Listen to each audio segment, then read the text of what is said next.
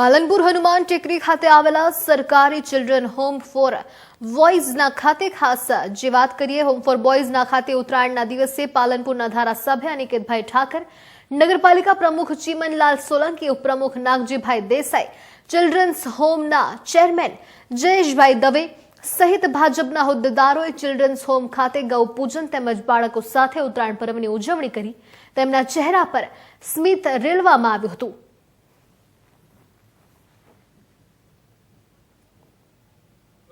મકર સંક્રાંતિના દિવસે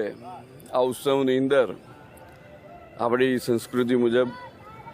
ગાયનું જે મહત્વ છે અને એનું પૂજન,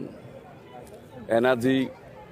આજનો દિવસ શરૂ કરી અને ગૌ સેવાના કાર્યો કરી આજે બાળગૃહના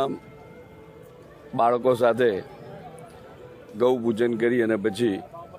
પતંગનો આનંદ બાળકો જોડે માણ્યો અને બાળકોને ઉત્તરાયણની ખૂબ જ મજા કરાવી।